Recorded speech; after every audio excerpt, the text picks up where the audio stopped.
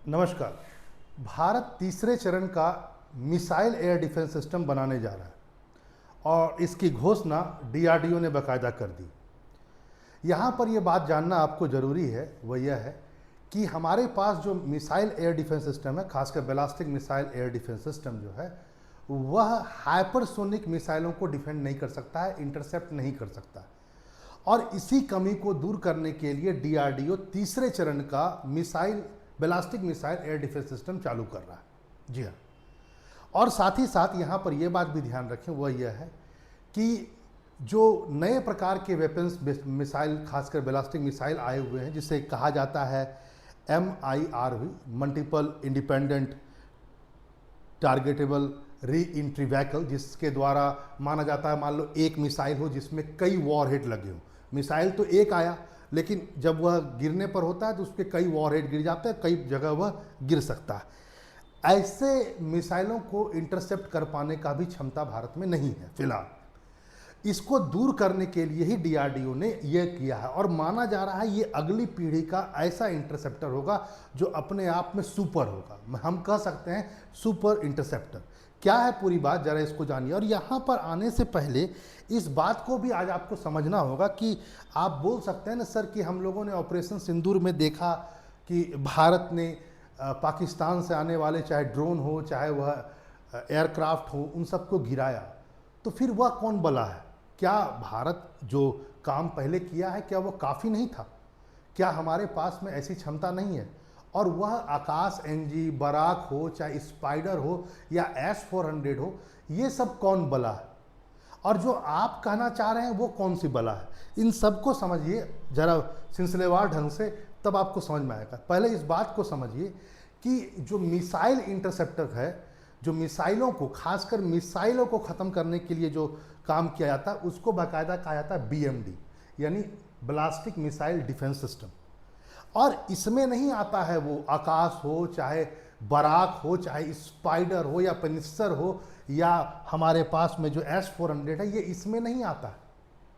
इसमें स्पेशली वही इंटरसेप्टर आते हैं जो मिसाइलों को समाप्त कर सकें, चाहे वह कम दूरी के मिसाइल हो या इंटरकॉन्टिनेंटल बैलिस्टिक मिसाइल। और इसी का तीसरा चरण भारत शुरू करने जा रहा है। इसके तहत में जरा बात को जरा समझिए, गौर कीजिएगा। इसके तहत में पहले चरण में हम लोगों ने बनाया था PAD पैड और AAD, यानी पहला है पृथ्वी एयर डिफेंस सिस्टम और दूसरा है एडवांस एयर डिफेंस सिस्टम। इसके तहत में पहले चरण में यह बनाया गया। दूसरे चरण में बनाया गया AD1 AD2, air defence system 1 air defence system 2। क्या है ये दोनों बला और ये दोनों का रेंज क्या है ये भी हम बताएंगे, लेकिन इसके तहत में ये है। और अब तीसरे चरण में भारत बनाना चाह रहा है ADAH और ADAM। ADAH का मतलब हुआ एयर डिफेंस एंटी हाइपरसोनिक। जिस ढंग से चीन ने बहुत तेजी से हाइपरसोनिक मिसाइल बनाया है, हाइपरसोनिक मिसाइल आप जानते होंगे, वह मिसाइल जिसकी स्पीड 5 मैक से ज़्यादा, ठीक है, तो वह एंटी ये वाला होगा। और चीन यदि बना लिया है तो पाकिस्तान को भी कभी भी मिल सकता है। तो हमारी तरफ तो दोनों छोर पर खतरा है, तो हमारे लिए तो और भी जरूरी है कि हम ऐसे इंटरसेप्टर को बनाएं। तो तीसरे चरण में ये बनेगा और ये होगा ADAM। AM का मतलब हुआ एंटी मिसाइल। इसके अंतर्गत में हम MIRV, यानी वो मिसाइल जो कई तरह के विभिन्न वॉरहेड को ले जाते हैं वो, और जो पैतरेबाजी करने वाले जो क्रूज मिसाइल होते हैं वो, उसको हम लोग इसके अंतर्गत में समाप्त करेंगे। पैतरेबाजी वाले क्रूज मिसाइल का मतलब क्या हुआ, इस पर भी आएंगे। पहले आ जाते हैं वो सब बात पर जो आपको कंफ्यूज करता है और आप समझ नहीं पाते हैं। देखो, भारत के पास में सबसे पहला जो लेयर है, सबसे स्मॉल लेयर है, किसी भी देश के पास होता है short range air defence system. इसके अंतर्गत में हम क्या करते हैं कि एयरक्राफ्ट को भी समाप्त कर सकते हैं, हेलीकॉप्टर को, ड्रोन्स को भी, और सम क्रूज मिसाइल को भी समाप्त कर सकते हैं, कुछ क्रूज मिसाइलों को। लेकिन इसकी दूरी होती है 30 किलोमीटर ही। मतलब 30 किलोमीटर से 30 किलोमीटर दूर यदि दुश्मन का हमें कोई एयरक्राफ्ट, ड्रोन या कुछ मिलता है तो उसको समाप्त कर सकते हैं। और इसी में आकाश और आकाश NG और स्पाइडर जैसे हमारे डिफेंस सिस्टम काम में आते हैं, ये शॉर्ट। उसके बाद सेकेंड लेयर का जो होता है यह होता है MRSAM, medium range surface to air missile defence system. इसके अंतर्गत क्या होता है, इसमें भी हम एयरक्राफ्ट, अनमैन्ड व्हीकल्स, दूसरा क्रूज मिसाइल भी और एंटी शिप मिसाइल को समाप्त कर सकते हैं, यानी इसमें मिसाइल को समाप्त कर सकते हैं, क्रूज मिसाइल को भी समाप्त कर सकते हैं। लेकिन ये 30 किलोमीटर और 150 किलोमीटर दूर से आने वाले मिसाइल को ही समाप्त कर सकता है ये, इसको भी जरा समझिए। और इसमें आता है बराक आता है, और दूसरा आता है LRSAM नेवी का इसके अंतर्गत, ठीक है। अब आइए तीसरा है long range air defence system. ये अप टू होता है 500 किलोमीटर तक, ठीक है। और इसी में आता है आपका S-400, ठीक है। इसमें हम एयरक्राफ्ट को, अवकाश को, क्रूज मिसाइल को और कुछ हद तक कुछ ब्लास्टिंग मिसाइल को हम समाप्त कर सकते हैं। लेकिन ये सभी डेडिकेटेड नहीं है ब्लास्टिंग मिसाइल के लिए, केवल इनका पर्पस अलग है। ये जो है ब्लास्टिंग मिसाइल को कुछ हद तक लॉन्ग रेंज वाला समाप्त कर सकता है, बाकी ये दोनों क्रूज मिसाइल को थोड़ा बहुत समाप्त कर सकते हैं। लेकिन जो BDM है ये स्पेशली ब्लास्टिंग मिसाइल के लिए ही है। आपको पता होगा अग्नि 1, अग्नि 2, अग्नि 3, अग्नि 4, ये सब क्या है, ब्लास्टिंग मिसाइल है जो बहुत दूरी से आते हैं, बहुत तेज होते हैं। और इंटर कॉन्टिनेंटल ब्लास्टिंग मिसाइल जिसकी स्पीड जो 5000 किलोमीटर से भी दूर का से आ रहा हो, इन सब को समाप्त करने के लिए बेसिकली हम लोगों ने ब्लास्टिक मिसाइल डिफेंस सिस्टम बनाया। इसके अंतर्गत में ये सब आता है, ठीक है। अब आपको समझ में आ गया होगा।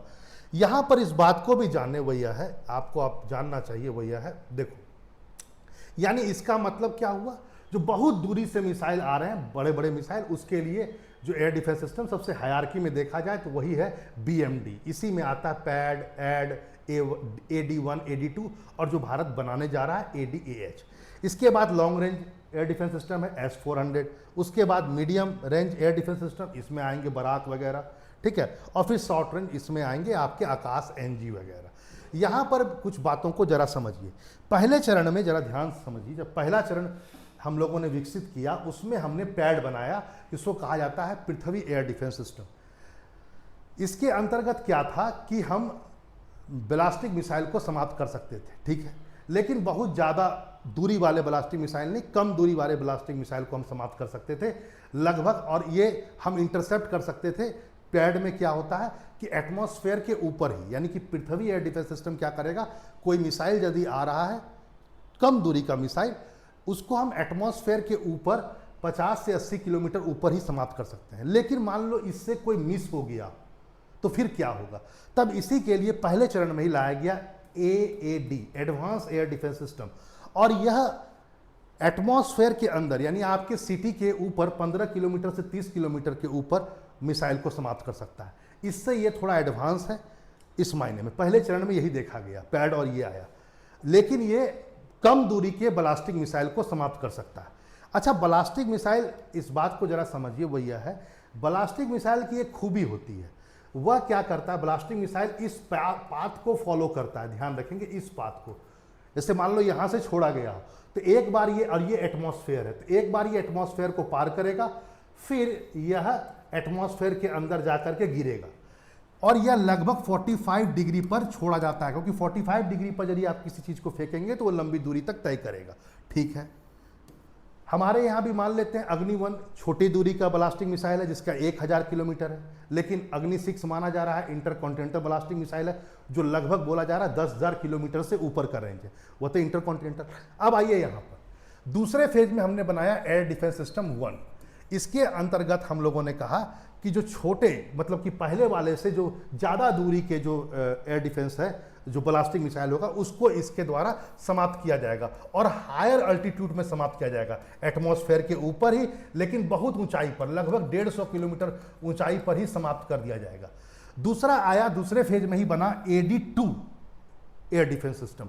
इसके अंतर्गत माना गया कि जो क्रूज मिसाइल है उसको भी समाप्त कर सकता है, साथ ही साथ यह इंटरकॉन्टिनेंटल ब्लास्टिक मिसाइल, यानी वह मिसाइल जो 5000 किलोमीटर दूरी से आ रहा है या उससे अधिक दूरी से आ रहा है, उसको भी यह समाप्त कर सकता है, ठीक है। ये दूसरा चरण हुआ। दोनों ही एटमॉस्फेयर के ऊपर में ही, ऊपरी परत में ही किसी भी मिसाइल को, दुश्मन देश की मिसाइल को समाप्त कर सकता है। यहां पर इस बात को भी समझे कि AD2 जो है, जो सेकेंड फेज में बनाया गया, जो AD1 से एडवांस है, यह इंटरकॉन्टिनेंटल ब्लास्टिक मिसाइल को भारतीय सीमा में आने से पहले ही गिरा सकता है, और 200 किलोमीटर ऊंचाई पर ही गिरा सकता है, ठीक है भैया।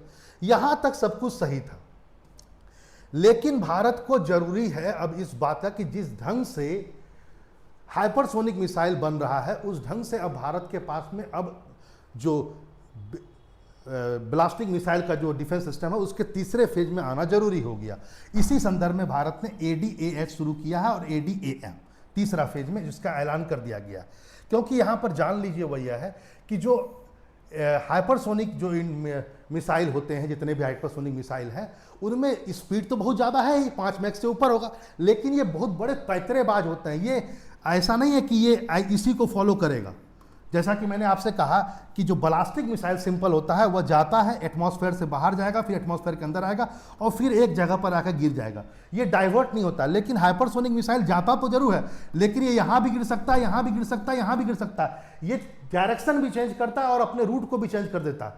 तो इस पोजीशन में क्या होगा कि जो हम लोग का AD2 है या AD1 जो है यह मिस कर सकता है, क्योंकि इंटरसेप्टर यदि हमने भेज भी दिया तो अपना डायरेक्शन यदि चेंज कर लिया या रेंज को ऊपर नीचे इसने कर दिया तब ये प्रॉब्लम कर देगा। इसलिए इसको कर पाने के लिए भारत अब सतर्क हो गया है और DRDO ने बाकायदा ऐलान किया कि हम ऐसे इंटरसेप्टर को बनाएंगे जो हाइपरसोनिक मिसाइल को भी समाप्त कर देगा। आगे आइए, अब अगला जो तीसरे चरण में बनेगा वो है ADAM यानी एंटी मिसाइल, और ये एंटी मिसाइल भी होगा और एंटी MIRV भी होगा। MIRV का मतलब क्या हुआ, जरा हम पहले ही आपको बता दिया, एक मिसाइल जिसके ऊपर कई वॉरहेड लगे हों। तो आप यदि इंटरसेप्ट करेंगे भी कोई मिसाइल इंटरसेप्टर से, ब्लास्टिंग मिसाइल इंटरसेप्टर से, तो हो सकता है ऑर्डिनरी वाले से एक दो छूट जाए, तो फिर तो आपका शहर तहस नहस हो जाएगा।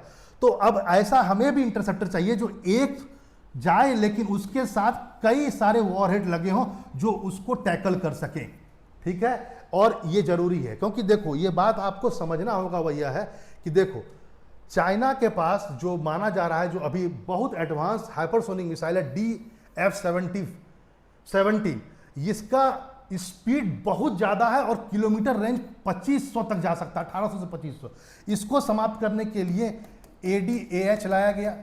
और दूसरा वाला आप इसको समझिए DF-41 जो चाइना का इंटर कॉन्टिनेंटल ब्लास्टिंग मिसाइल होने के साथ साथ यह एक MIRV भी है जो बहुत विध्वंसक बनाता है इसको।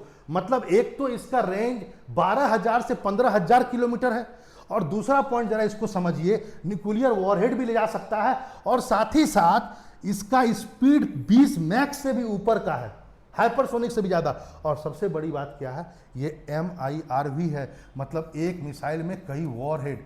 अब आप सोच सकते हैं ये कितनी बड़ी चुनौती है भारत के लिए। इसलिए DRDO को तीसरा चरण का ऐलान करना पड़ा और कहा कि हम अब ऐसे blasting missile, anti blasting missile defence system को बनाएंगे जो हाइपरसोनिक और इनको भी समाप्त कर देगा। भारत, वाजिब बात है, शुरुआत में जो भारत ने शुरू किया था, आपको मैं बता देता हूँ, सबसे पहले हम लोगों ने जो पृथ्वी एयर डिफेंस सिस्टम शुरू किया या हम लोगों ने AAD शुरू किया था, वह हम लोगों ने बाकायदा पाकिस्तान के चाहे गजनबी हो या शाहीन 1, शाहीन 2 ये सब हो या चाइना का DF-11, ये सबको ध्यान में रखकर किया। लेकिन जैसे जैसे उन लोगों का भी बढ़ता जा रहा है और खासकर चीन का जिस ढंग से रेंज बढ़ रहा है और जिस ढंग से चीन हाइपरसोनिक मिसाइल पर डिपेंडेंट होता जा रहा है, प्रोग्रेस कर रहा है, उस हिसाब से हमें अब इंटरसेप्टर भी डेवलप करने पड़ेंगे। अब आप इस बात को समझ सकते हैं। तो भारत इसमें पीछे नहीं हट सकता, निसंदेह ये भारत का एक मास्टर स्ट्रोक होगा और DRDO अब 3rd जनरेशन का बहुत एडवांस सुपर इंटरसेप्टर को बनाने जा रहा है, ठीक है। आपने इस बात को समझा, आपने ये भी समझा क्या अंतर है इसमें और क्या अंतर है S-400 और आकाश वगैरह में। चलिए फिर मिलते हैं ऐसे इंफॉर्मेटिव वीडियो के साथ। यदि अच्छा लगे तो जरूर कमेंट में लिखिए। नमस्कार।